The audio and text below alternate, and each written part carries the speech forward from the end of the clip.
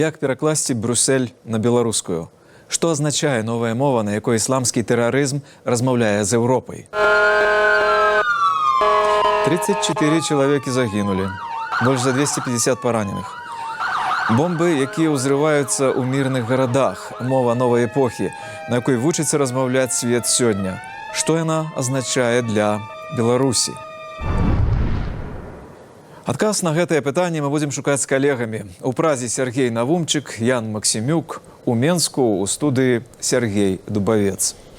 Таксама сёння ў праграме. Кантрапункт. Намеснік старшыні партыі БНФ Рыгор Кастусёў пра сірыйскіх уцекачоў у Беларусі. Ведаючы, што сацыяльныя льготы тут вельмі нізкія, уцекачы з Сірыі у Беларусі захочуць ехаць. Голас народу. Ці варта Беларусі дапамагаць Европе ў змаганні з тэрарызмам? Но Беларусь должна в Европу стремиться, а не в Россию. Улов Сеціва.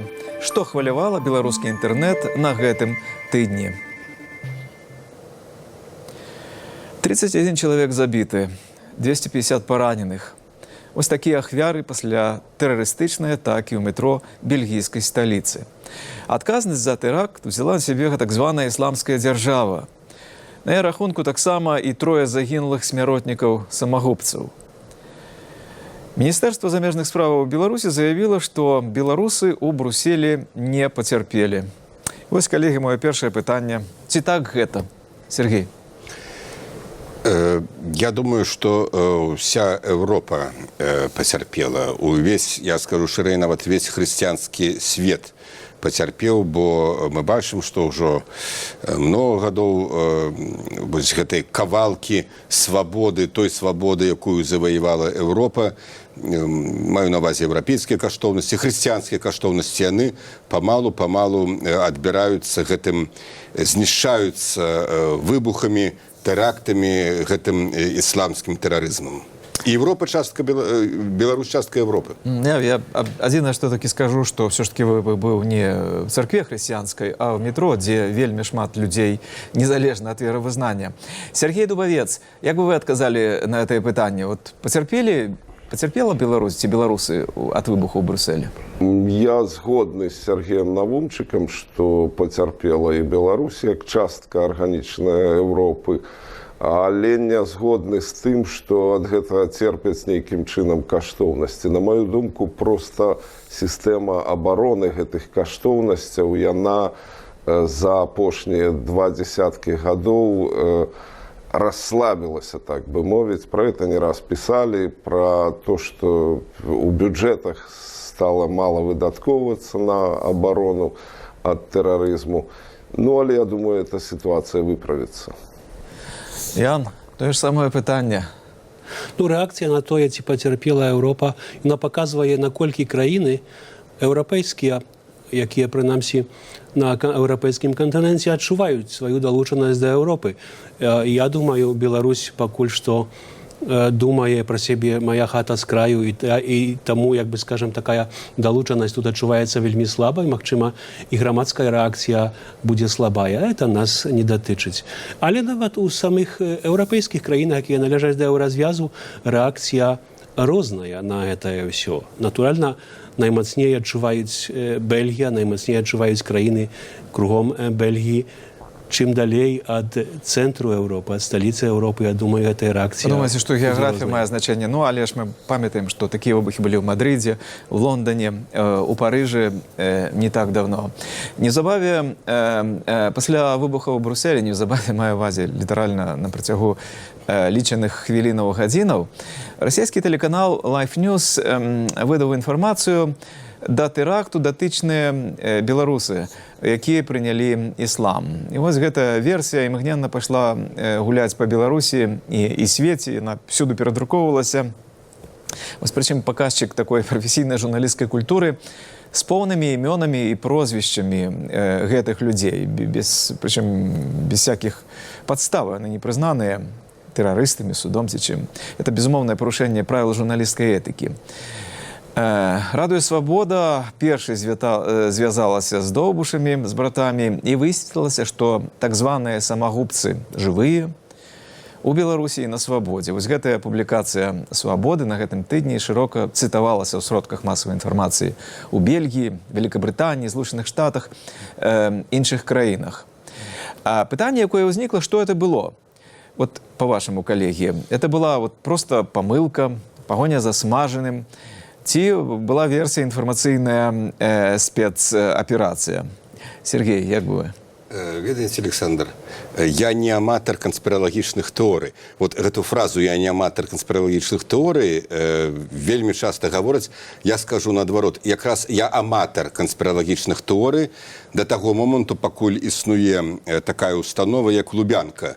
Трэба, так сказаць, чакаць, можна чакаць ад яе ўсяго, што заўгодна, і якраз тут спецаперацыі я не выключаў. Але я хачу пра іншае сказаць. Вось калі адбыўся гэты тэракт, дакладней праз некалькі гадзінаў, я ў той момант быў у Нью-Йорку і мусіў праз некалькі гадзін вылетаць у Европу, вяртацца ў Прагу.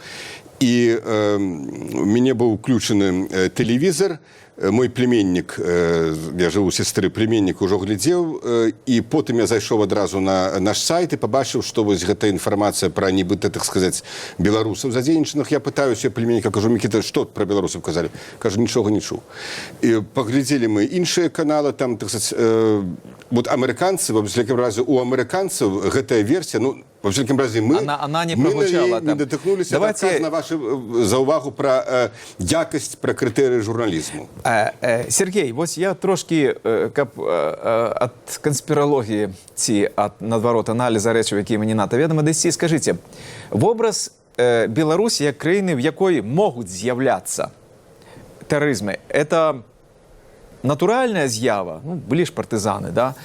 Ці это несе для Беларусі нейкую пагрозу, разбурае нейкія іншыя імідж, робіць яе больш слабай, скажем так?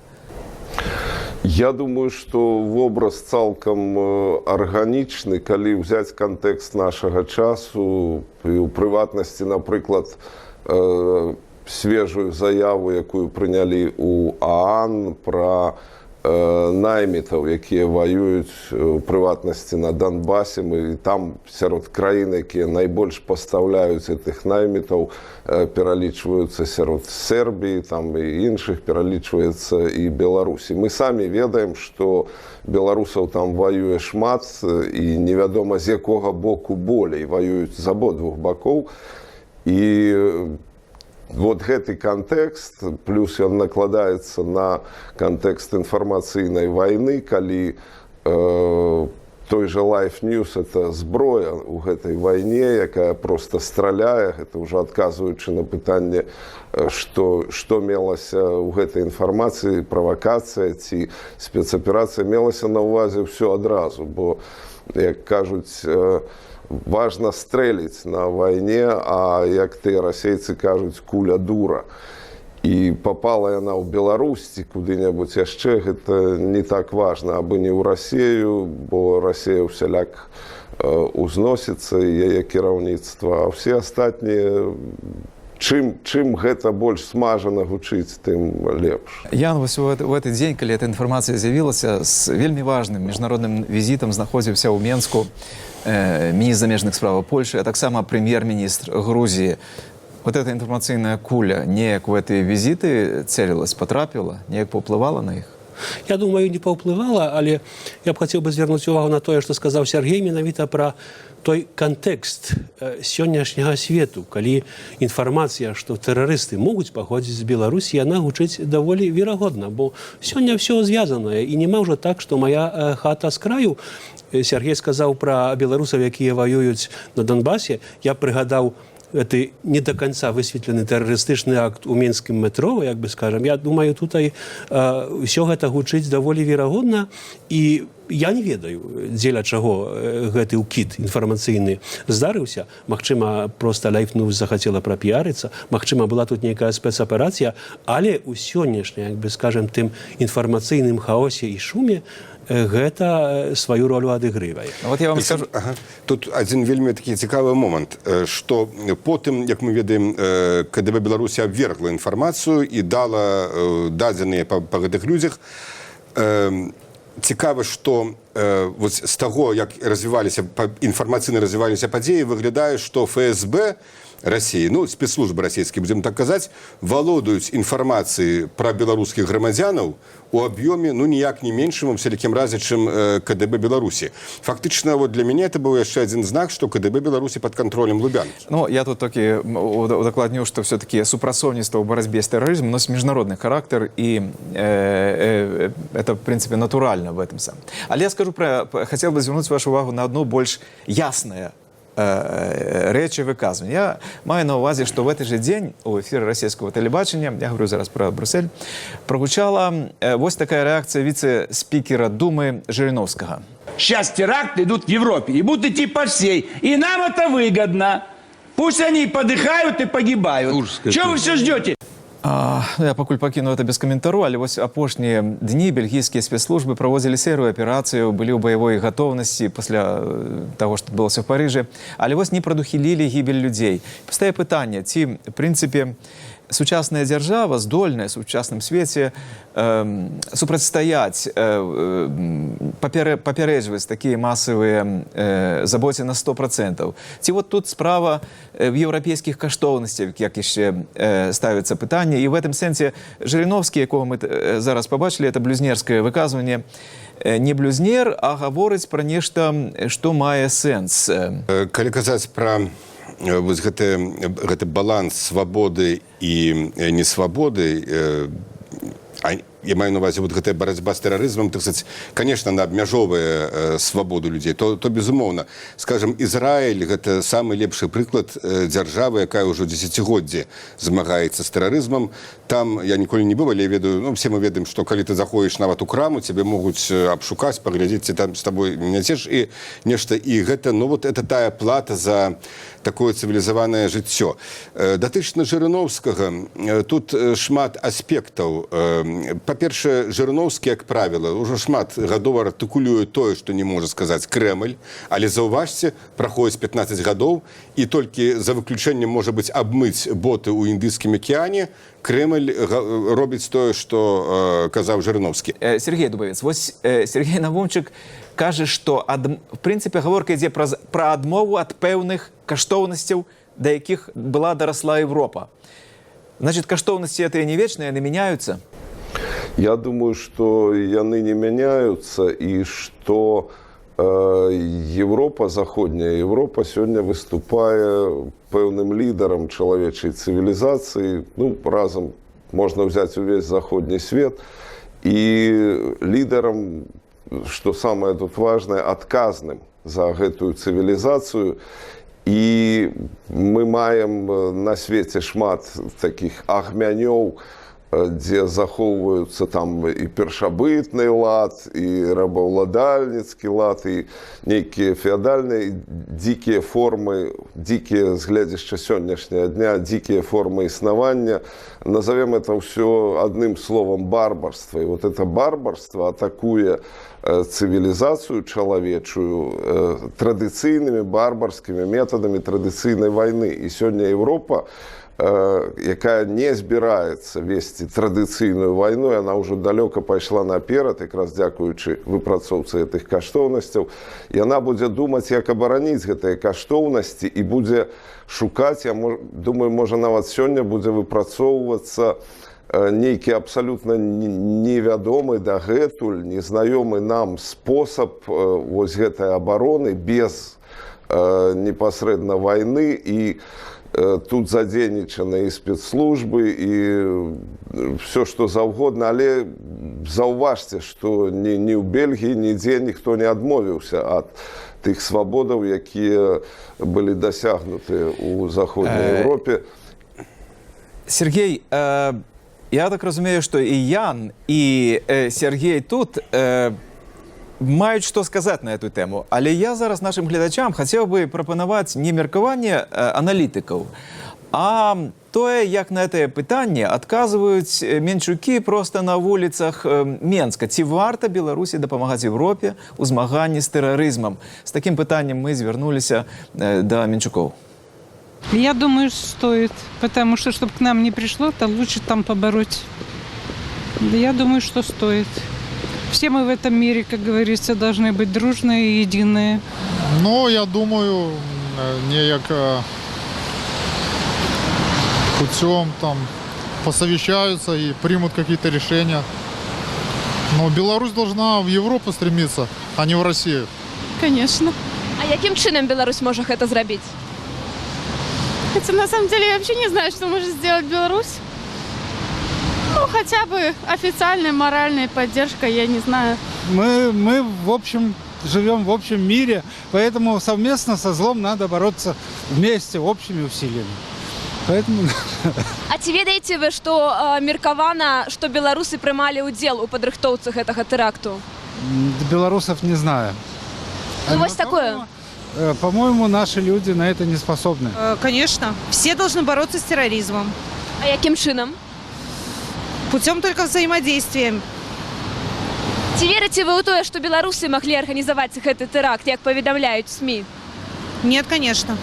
То, что мы все в одном живем мире, мы должны помогать в этом смысле друг другу. У боротьбі з тероризмом заўсёды трэба памагаць независимо ад таго ў Еўропе ці на іншым канцы света.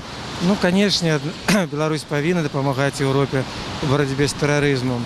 Ну, па-першае, ніколі не ўдзельнічаць у нейкіх мерапрыемствах, якія могуць тут праводзіцца. Ну, па-другое, мне здаецца, калі нехта нешта знае про тое, што адбываецца, то треба говорить про это уладам. Но если мы были бы европейским государством, тогда бы стоило помогать. А так у нас же нет никаких договоров о такой помощи, в общем-то. Были бы мы как Польша вместе, тогда бы помогали, я считаю, вот так. Ян, як вам узровень солідарності? No, ja jakby niczego nie spodziewał się. Ja думал, Белорусы все скажут, что треба помогать, bo тут sprawa tyczyca człowiecza życia, tak, że jakby niczego innego тут... Думаете, життя, а не коштовності європейські? Не почув життя, хоча за все. Я думаю, чоловік, перш за все, думає про життя. Коштовності доволі такої абстрактної. Максима, як було кришку інакше поставлене питання, люди говорили б і про коштовності, але тут йдеться про життя, і вельми важно, там питання було, яким чином Білорусь може допомагати? Натурально, може допомагати, і так зараз, по-моєму, і робиться, що супрацовництво спецслужбів, обмін інформацією на тему тероризму, тое, що одразу приходить на думку, і тое, що найбільш ефективно, і ну, як ще. Білоруси ж не пішли війська у Сирію чи в Ірак, щоб воювати на землі з ісламською державою, але як може свій уклад, свій вельми важний унести, даючи ту інформацію, яку мають білоруські спецслужби. Сергій, яке-небудь виказування з вас притягнуло увагу? Нечеканим було? Да ні, все абсолютно чекано. Це виник чого? Виховання, пропаганди, едукації, просто коштовності у Білорусі? Усяго разом, ось гэта тэма барацьбы з тэрарызмам, это, здаецца, тое, па чым абсалютна існуе кансенсус ва ўсіх, як ён існуе таксама на ўзроўні звычайных абывателяў, так і на ўзроўні лідараў, скажем, абсалютна успрымаюцца гэтыя заявы, давно іх кажа Лукашэнкі пра тое, што мы гатовы супрацоўнічаць, супрацьдзеяць у змаганні з тэрарызмам з Европай і Захадам. І ці звярнулі вы, калегі, увагу, наколькі, як бы, скажем, выказванні звычайных менчукоў адцяняюць выказванні самога Жырыноўскага, правда, які з'яўляецца адным з топ-палітыка ў Расіі. Ведаеце, не все в Беларусі. Нават не ведаю, як сфармуляваць гэта пытанне. Але вось што адбылося. На гэтым тыдні нашы гледачы Белсата ведаюць, партыя БНФ выступила з заяву, якой заклікала не дапускаць у краіну уцекачоў з Блізкага ўсхода. Вось паводле афіцыйных звестак 300 уцекачоў з Сірыі ўжо знайшлі прытулак у Беларусі, а офіс Верховнага камісара ААН у справах уцекачоў вядзе перамовы з беларускімі ўладамі аб павелічэнні гэтай колькасці.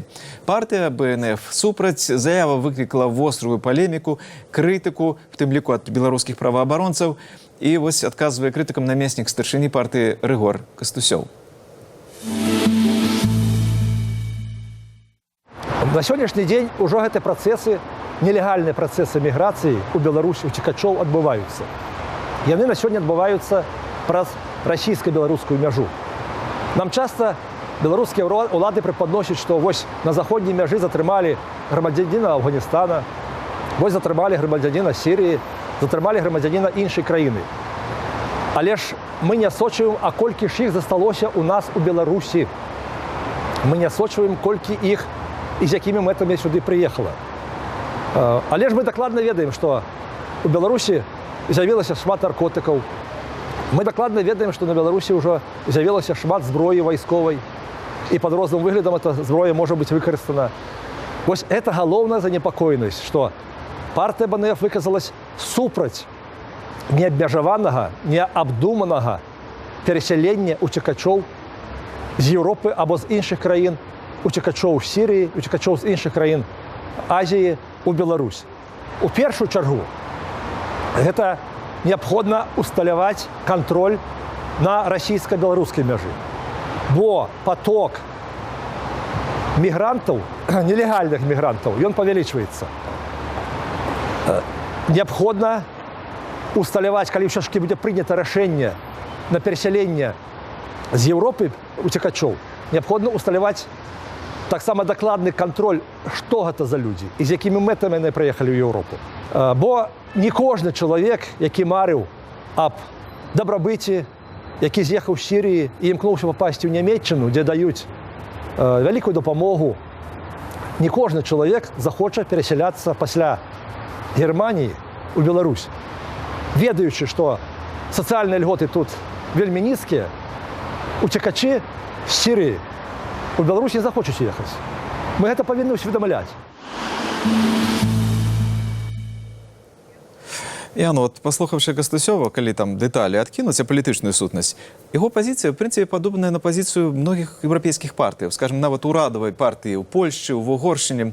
Вы згодны, што это можна трактаваць як абарону нацыянальных інтарэсаў? У нейкім сэнсе так, але я думаю, Кастусёў, як і гэтыя партыі правага накірунку, яны ўсе робяць як бы вельмі прымітыўную выснову з таго, што тэрарызм ідзе з мігрантамі. Мігранты, тыя, якія зараз наплываюць у Еўропу, гэта як бы вынік таго, што там стварылася тэрарыстычная дзяржава. І я разумею, што з імі таксама могуць ісці і агенты гэтай дзяржавы. Это так, але нельга атаясамліваць, так як робіць спадар Кастусёў, як робяць гэтыя, што з мігрантамі прыходзіць зло, з мігрантамі прыходзіць тэрарызм. Тэрарызм гэта нешта іншае, і ён незалежна ад гэтых потокаў мігрантаў. Так, шмат хто глядзіць на такога тыпу выказванні, на такога тыпу нават дзеянні, як на абарону нацыянальных інтарэсаў. Але я кажу, тут трэба нам размежаваць кантроль за міграцыйнымі потокамі і змаганне з тэрарызмам, каб гэтыя дзве рэчы не атаясамліваць.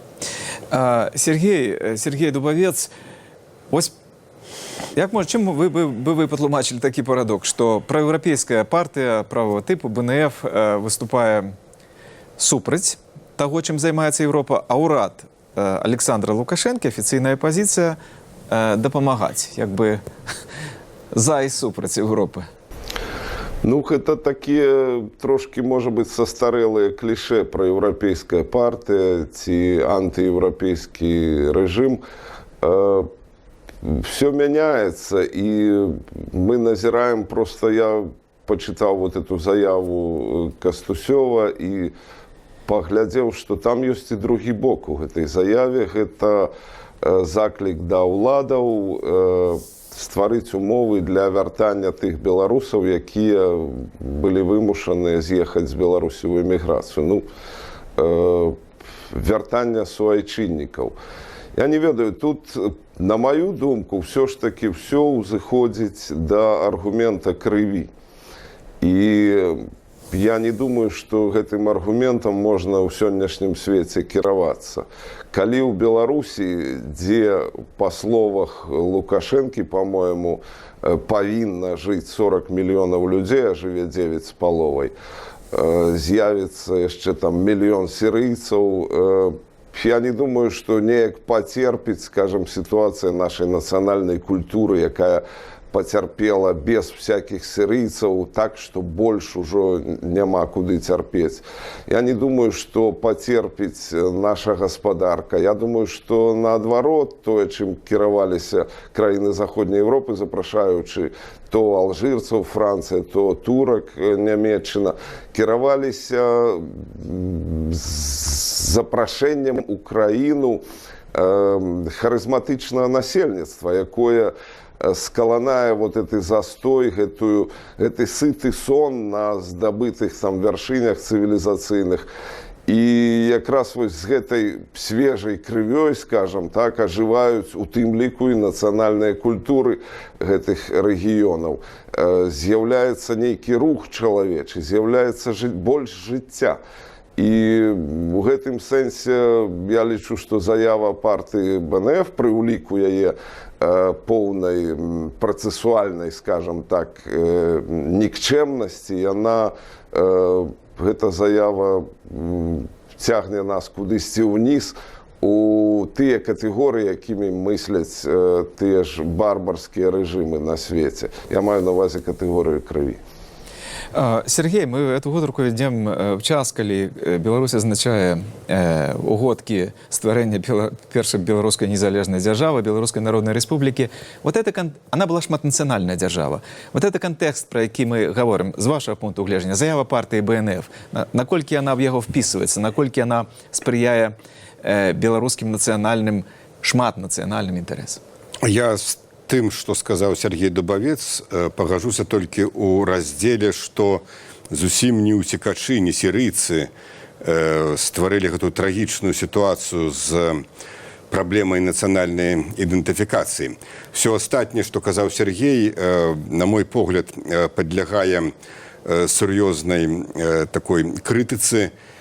І ну вот что такое, запрасілі харызматычныя нацыі, каб яны ажывілі, зрабілі, як кажа моладзь, нейкую движуху. Ведаеце, даволі такія цікавыя вось левыя тэндэнцыі ў Европе. Левыя абвінавачваюць, скажем, гэтыя кіруючыя партыі в Угоршчыны ці Польшы, што яны не хочуць прымаць ісламскіх уцекачоў, і адначасна гэтыя левыя, ну, напрыклад, выступаюць за правы сексуальных меншасцяў. Добра. Ведаеце што, калі гэтыя імамы, якія ёсць, усталююць у Европе арабскі халіфат, яны вам пакажуць правы сексуальных меншасцяў. А калі казаць палітычна, то тут ўсё проста. Калі казаць пра Беларусь проста, я скажу непаліткарэктна і даволі рэзка. Правал іміграцыйнай палітыкі Меркеля, менавіта Нямецчына з'яўляецца зараз лакаматывам Европы, эканамічным і палітычным. Правал гэтай палітыкі вымушае іх шукаць нейкія краіны, дзе яны маглі б размясціць вось тыя сотні тысяч эмігрантаў, уцекачоў, якіх яны набралі, адкрыўшы граніцы абсолютно бездумна, бо, напрыклад, Амерыка таксама бярэ, але яна правярае кожнага. І зараз проста Лукашенко з гэтай квотай 300 ці колькі там уцекачоў купляе лаяльнасць Меркель, лаяльнасць Ну што ж, вось такія спробы перакладу брусельскага выбуху на беларускую мову, на розныя аспекты, як ад палітыкаў, гэтак і аналітыкаў. Але зараз у зоне свабоды улов беларускага сеціва, які збірала Кацярына Андрэева, што найбольш хвалявала Байнет на гэтым тыдні? Адразу дзве сумныя навіны ўскалыхнулі інтэрнэт-прастору на мінулым тыдні. Пасля тэракту ў Брусэлі у сеціве распачалася акцыя салідарнасці «Брусэль, мы смуткуем». Праз адмысловы хэштэг людзі прапаноўвалі прытулак тым, хто не змог своечасова пакінуць горад.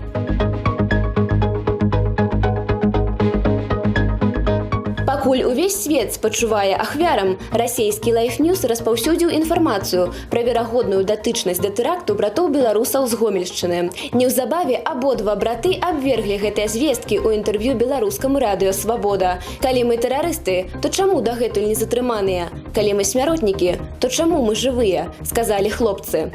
Каментатары ў сетках пішуць: Як толькі пайшла рэальная праца з боку еўразвязу па спрашчэнні візавага рэжыму з Беларуссю, у расійскіх СМІ адразу з'явіліся беларусы-тэрарысты. Супадзенне? Не думаю. Больш чым брэйвіку. Сацыяльныя сеткі абураныя расійскім прысудам. Украінскую лётчыцу Надзею Саўчанку прысудзілі да 22 гадоў зняволення ў расійскай турме. Сёння вырак быў вынесены не Надзеі, а ўсёй Расіі. Рускія цешацца тым, што пасадзілі Саўчанку, а не іх саміх, пішуць мікраблогеры. У сваю чаргу украінскі прэзідэнт Пётр Парашенка пісаў у твітары, што быў гатовы абмяняць Надзею на 2 палонных расійскіх вайскоўцаў. На 10-й дзень пасля афіцыйнага ўступлення ў сілу выраку Надзея распачынае сухую галадоўку. А з вамі быў агляд сетак і Каця Андрэева. Да сустрэчы праз тыдзень.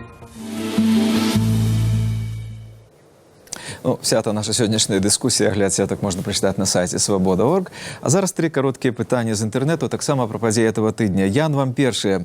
На гэтым тижні відбувся візит нового міністра замежних справ Польщі у Білорусь. Хто виграв, хто проіграв? Польща чи Білорусь? Чого домоглися? Каб адказаць у такім самым ключы спартовым, я б сказаў бы, што Польшча і Беларусь пачалі новы сезон у лізе замежнай палітыкі, і першы матч гэта закончыўся нулявой нічыёй. Было сказано шмат вельмі мілых і слушных словаў, да таго пустых, нічога не было падпісано, просто такі візит, дзе новая ўлада ў Польшчы спрабуе будаваць палітыку. Толькі пачатак. І нічия. Сергей, питание до вас, это про посадку чижа и Баскина, выпуск Баскина. Вы писали про мытников Зашмянов. Скажите, то, что зараз отбывается, по-вашему, это та самая з'ява, протяг вот этих массовых групповых посадок, ці это розные речи? Ну, з якого боку глядзець? З аднаго боку, гэта праява дзейнасці валюнтарысцкай улады, а канкрэтна рашэнні ясна, што прымаліся адным чалавекам, першай службовай асобай краіны. З іншага боку, мы ведаем, што ў Беларусі існуе як бы 2 турмы. Адна для простых людзей, ну, турма як такая, а другая для прывілеяваных. І мы ведаем, што гэтыя прывілеяваныя, такія як Баскін, ён можа быць звінавачаны ў крадзяжы мільёнаў даляраў, але неўзабаве перайсці на хатні арышт, выплаціць гэтыя мільёны там у 3-кратным памеры. То, што для простага чалавека, які сядзіць у простай страшнай турме, абсолютно немагчыма. Все-таки это значит розные речи. Такі ваш пункт гледжання. Апошнє питання, Сергей, до вас. Ці вийде Надія Савченко на волю раней за 22 годы?